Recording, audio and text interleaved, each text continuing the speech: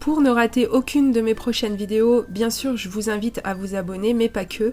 Il faut également activer la petite clochette que je viens de vous montrer à l'écran et cliquer sur m'envoyer toutes les notifications relatives à cette chaîne. Bonjour tout le monde, on se retrouve pour un nouveau pas à page de scrap. Alors oui mon cher Watson, vous avez tout compris, je suis malade, j'ai une grosse trachéite.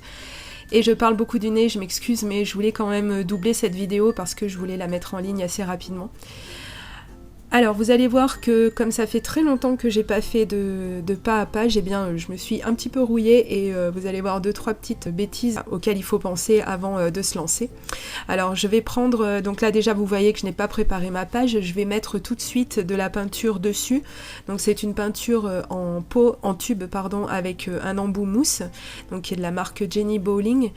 Et donc j'aurais dû peut-être mettre du gesso ou quelque chose comme ça, un après sur ma feuille, puisque c'est un simple basil et que ça va pas mal gondoler comme d'habitude. Bon après vous avez toujours la possibilité de mettre votre feuille sous presse, de façon à ce qu'elle retrouve sa platitude d'origine.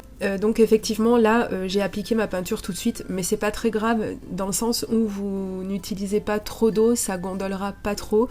Maintenant vous pouvez aussi effectivement sécher l'avant de votre page, puis l'arrière, puis l'avant, etc.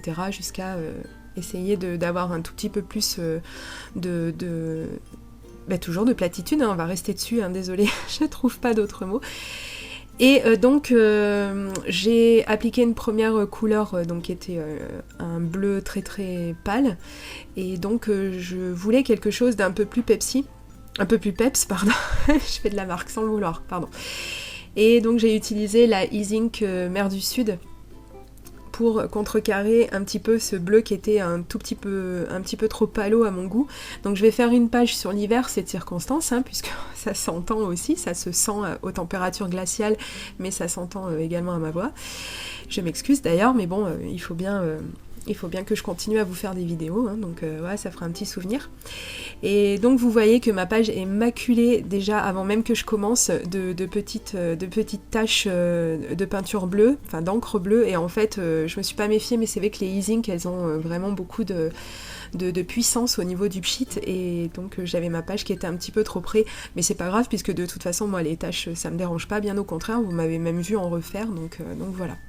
Alors comme vous le voyez, étant donné que ça faisait très longtemps que j'avais pas fait de page de scrap, je ne suis pas allée chercher bien loin et je suis restée fidèle aux couleurs de ma photo.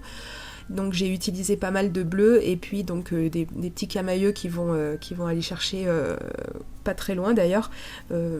C'est une façon de faire des pages, hein, si vous avez un petit peu de mal, si vous débutez par exemple, c'est vrai que ça peut être une bonne alternative que de rester vraiment fidèle aux couleurs de votre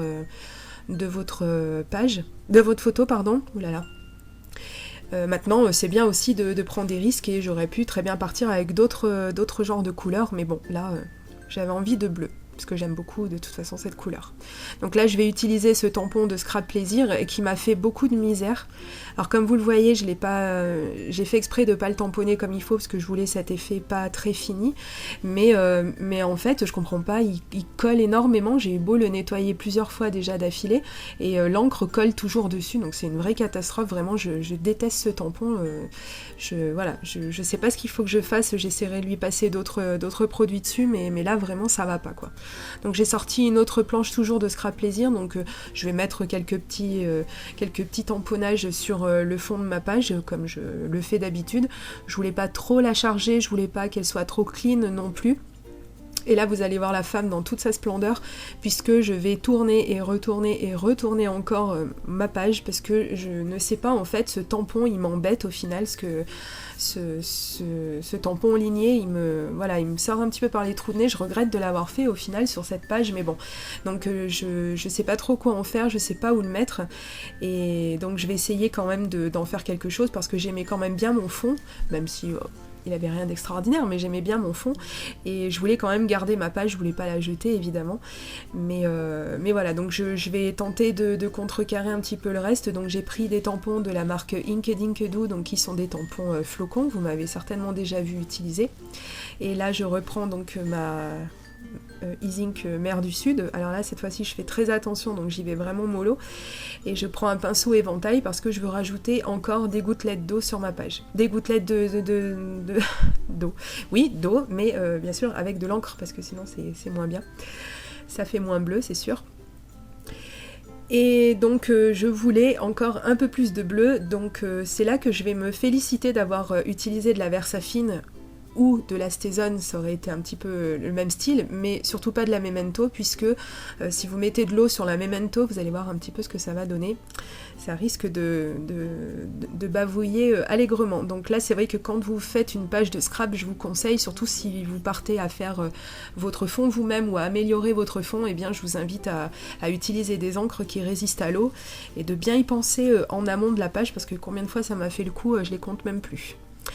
Bon, alors là, je suis en train d'essayer de caser ma photo tant bien que mal. Et donc oui, j'ai fait une jolie petite tache noire, mais c'est pas grave, sur le côté en bas à gauche, si vous l'avez pas vu, je viendrai la cacher après avec un embellissement. D'ailleurs, je suis en train de parler des embellissements, je vais vous les montrer. Donc ce sont toujours les dies flocons que j'ai utilisés, donc c'est de la marque X-Cut, ceux que j'ai utilisés donc pour mes créations de décoration de Noël. Donc je vous renvoie vers les vidéos du mois de décembre où je les ai déjà illustrées. Et puis tout simplement je vais faire une espèce de petite farandole à l'arrière, donc je vais coller tous ces petits flocons avec ma clé au colle. Donc là j'ai utilisé ce die de la marque Die&C, donc DIY et compagnie, que j'adore. Et donc je l'ai découpé avec dans du papier gris, voilà. Je voulais contrebalancer un petit peu, et puis je reprends un petit peu de la couleur qui figure sur ma photo.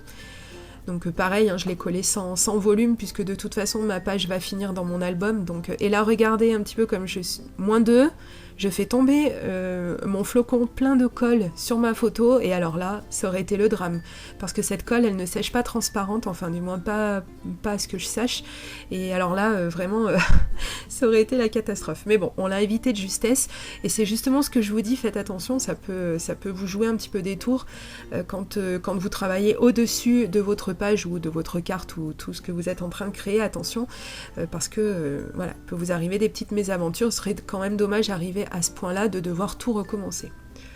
Alors je reste dans mon optique de faire des taches, j'ai sorti ma fidèle encre de Chine, et donc je cache ma photo parce que je voulais pas qu'il y ait de taches noires sur cette photo.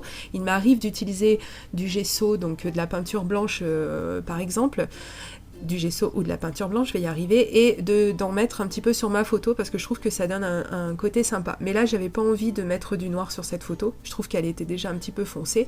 Bon, en même temps les photos d'hiver comme ça, quand le mauvais temps arrive, etc. Voilà, j'aimais bien l'ambiance qu'il y avait sur cette photo, donc c'est pour ça que j'ai voulu en faire un pas à page de scrap, mais c'est vrai que c'est tout sauf joyeux, hein, on est bien d'accord.